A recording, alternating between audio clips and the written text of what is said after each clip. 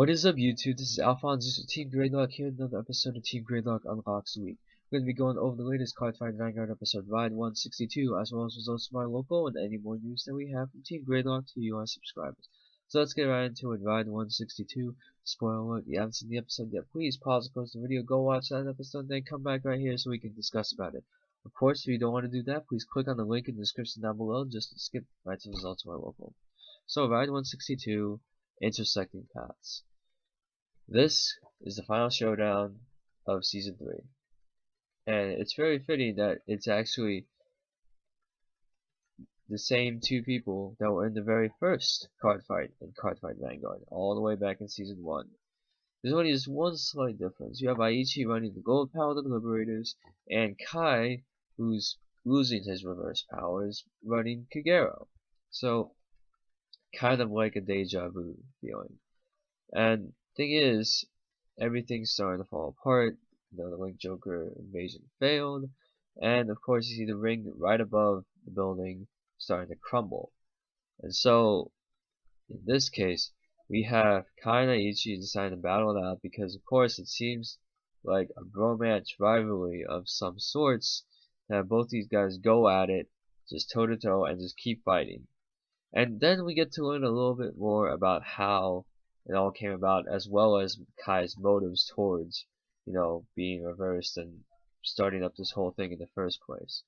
So, what we have here is Grade 1 ride, Grade 2 ride, and then as the fight goes on, we actually have the people inside the building. So you have Tetsu, Kyo and his crew, you have Masaki and Korin. Apparently, they're scared that the building might collapse on them because that Link Joker Black Ring is definitely going to mess up some buildings, and it would kind of suck if the building just collapsed, but still, it's still something to be concerned about. So Tetsu ended up carrying two people already. It seems like it's no problem, and everybody's like, okay, we're running out of here. We're gonna make sure everybody's gonna be all right, and it's pretty good seeing Tetsu being the good guy there. And so back to the fight. We end up seeing Kai calling the Avatar. We see Aichi call the Avatar. They're respectively. You see Blasted Blade the Liberator, and you see the Ground of Overlord, well, the Break Ride version of him. And it's reminiscent because everybody that's watched this anime from the beginning is definitely something to just see again. Only difference is Blasted Blade has an updated armor that people just thought he needed to get an update because he's transferring over to Gold Paladins from Royal Paladins, so make him golden. Okay, I'll be fine. And also during the path, Kai also goes over, well, the key thing, Kai goes over how the episode, or actually the whole season would get started, and why would he go off this. And of course, when Aichi was trying to pressure him on these questions, Kai was just saying, well, all of what you saw, I had no influence from the reverse. I did all of this of my own free will. And Aichi was hecka pissed off about that. Because, everybody thinks that when they're reversed, they're not themselves. They act in an arrogant way. Especially some of the reversed fighters that you see earlier in the season. But Kai, out of all the fighters there, which of course it's coincidental since he was the first reversed fighter after meeting with Takado, who was, I guess, who started it, the whole reverse phenomenon with Kai. This is a second right hand man, and damn, Kai, you already got in, and you did it all freely, and so that answers questions. Just that Kai went over how both times you have Aichi and Ren trying to fight it out and see who's the better person, and you have Kai off to the side, which is pretty it can be discouraging because Kai is definitely one of the top fighters. You see him in season 1, you see him in season 2. Definitely awesome just to see what he's capable of. It's just that Aichi and Ren, they're starting to surpass him, and surpass him so much it seems that Kai is starting to be out of their league. At least from what the fights that we saw with Aichi and Ren, not against each other, but throughout the fighters over the past season. and Kai really had to make a change, and he ended up mastering the form of Link Joker. And the thing is, before the episode ends, we end up seeing, the Break Rider Draconic Overlord up against Blasted Blade Liberator. Who knows what's gonna happen? We already got Gancelon Zenith on deck, but we're gonna see an Alfred versus Rebirth, and by God, it's gonna be an insane ride. Episode 163 is gonna be awesome, and of course, it's kind of strange. Of course, you see the units actually pop up, which of course you can't see that in the Cardfight Capital or any other spot, which is strange because I don't know what technology that building has in particular. And so you see Kamui and you see other people just commenting on the match scene.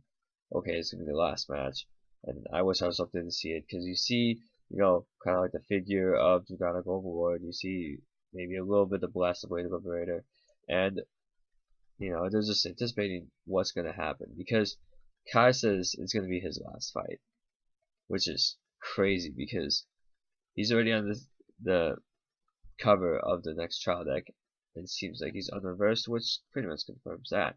But then, Aichi's reversed influence also left as well, so he doesn't have to worry, and that's why, he was a lot more lively in the fight with Kai than he was with Takano.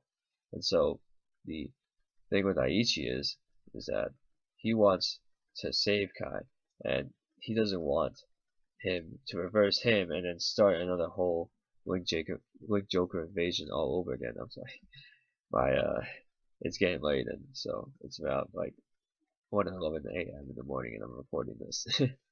But of course, just want to get that out of the way. Anyways, we have this fight occurring, and hopefully we'll see what happens in episode 163 or ride 163, however you want to call it.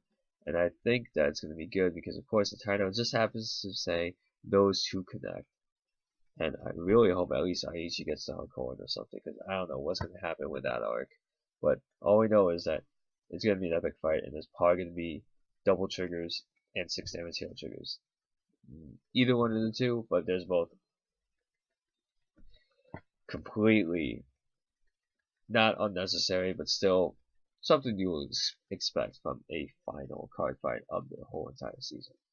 And of course, that's it for the episode. Of course, if I managed to miss any of the details that I haven't mentioned about the episode, or if you want to bring up something that you saw in the episode that you want to expand on, feel free to comment down below. And now let's get to the results of our local. So I ended up participating in a few different events. Thursday I wasn't doing anything, but Friday I was actually attending Friendly Fire, where they had the Battle City. I actually signed up for the registration last Monday, and so I managed to get some matches. I went up against the first match. Kid played a warrior deck that had banned cards in it, which is strange. But of course, the guy was just getting used to Yu-Gi-Oh, and he was the only other person at the time that was registered with the league. So I was like, all right, I'll play you. And then I played Perfect Herald, so I was able to negate most of his stuff when I get to summon him on turn 2 or turn 3. So the thing is, I tried to help out. I was like, okay, well, you can make this, this, and this, but just be careful with that because you never know what's going to happen when he actually goes up against a legit opponent, and especially in an official tournament setting, so he can definitely get chewed out for that. Second game, I went up against this guy who was running Mermails. It seems as there was a lot of ruling issues, or definitely something that people had to do, or he took back moves and stuff, so I have to be on the vigilant for that. But he won that. He 2-0'd me, and yeah, I couldn't do much about that. Okay, and then on Friday, I actually went back to Friendly Fire with a friend, and I ended up playing a few more matches. But the third match I went on Monday, I played against this person. I think he was running I think it was Photons, yeah. It was Photons, and he was surprising me with, of course you have Thrasher, but then you have like Galaxy Eyes Dragon and stuff, so that stuff can be pretty scary, of course, and Galaxy Eyes can actually beat over Herald with that 2800 defense to a 3000 attack. So I had to really negate stuff with Orange Light just so I can help save the match in that aspect. And so I went 2-1 on Monday. Friday I ended up going up against my friend. He registered for the tournament too. I managed to beat him twice. So at the end of it all, I managed to get 4 wins and 1 loss for that week. And so I'm trying to see if I can get back into the group of visiting Friendly Fire and battling more people and get those points. So I can get my first official Yu-Gi-Oh map. But of course, at the same time, there was a tag team tournament on Friday. Alex actually informed me the results for it. Of course, it was a $10 entry for the teams, and the winner gets to share a box of any Cardfight Vanguard set. And so, first team place that got in was Henry and CK. CK was running the Avengers, and Henry was running the Eradicator reverse build.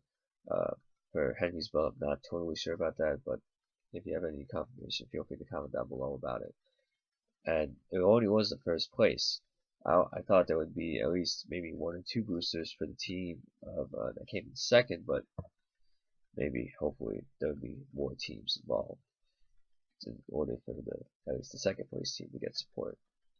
So then we move over to Saturday, where we had about 14 people for a local, pretty standard, not too big, not too small. And I was running the Bermuda Triangles again. Game 1, I went up against Rob from Team Dark Matter.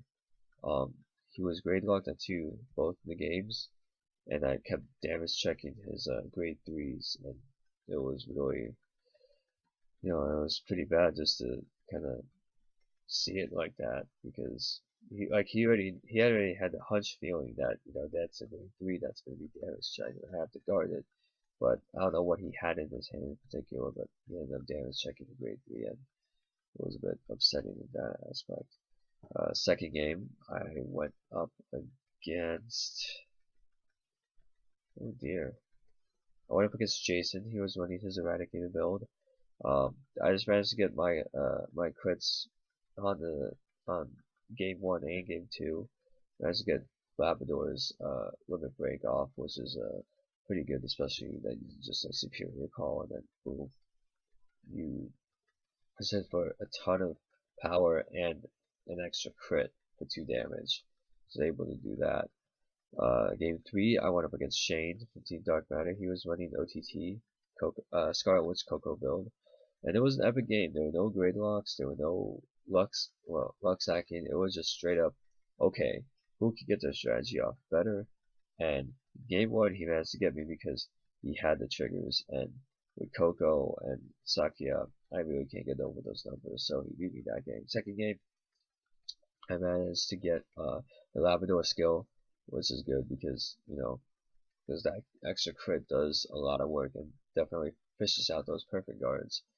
And then game 3 came, and we were both like neck and neck, but like 4 to 5 damage each. And it came down to me trying to find that Labrador so I can break ride over Vert, because I damage checked 2 Labradors already off of that crit, and so I was hoping that I could get my one of my 2 other Labradors in the deck and break ride it, so I can actually get some momentum going. And luckily, all 4 or 5 cards in my damage zone, they were all prisms, so I was good there. So I managed to counter blast, soul blast, and stuff, and I had a Feluca in hand as well, so I decided to call her to the Vanguard booster, and I soul charged another Labrador, which is good because that would suck.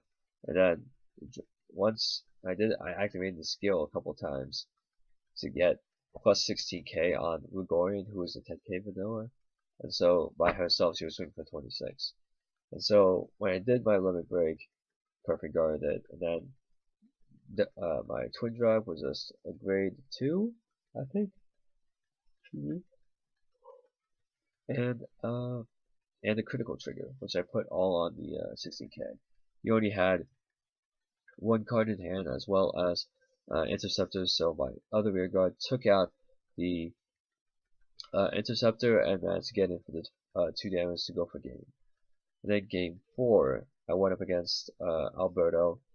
He was one of the newer players. He was playing a Eradicator build with stands, so it was actually pretty interesting seeing that. I saw he only had, I guess, a trial deck build and some other cards that help like aggro, especially with the for the Vanguard's on hit retire unit for Counterblast 2, which is pretty good. And he definitely put up a good fight because that first game he had his stance and I really didn't damage check triggers until I guess later on because that guy was just standing and hitting and I couldn't really guard it and damage check stuff and stuff that he needed. So I managed to win that one. And then it went to top four. Top four ended up being myself, undefeated with Bermuda Triangle, then Jason with Eradicators, CK with Revengers, and Precise with Aqua Force. So it's a pretty diverse top four. I was really happy to see that fight. And so Jason CK went up. Jason won his match to go on the top two. Then went up against Precise and Aqua Force. He manages to beat me because that Gory Maelstrom's too good, and I really couldn't do much about it. That was game one. Game two, he had the plays necessary to go through. I unfortunately wasn't able to do much, which is very on the field. I needed a Labrador in order to do that, so he manages to beat me there. But at least I made top four with Bermuda, so I'm pretty happy about that. I guess for at least some of the other Vanguard news that we have going on, with set 16 announced, and hopefully we'll have some sort of concrete date for set 14 and set 15. But I guess until that time, the hype's really going in.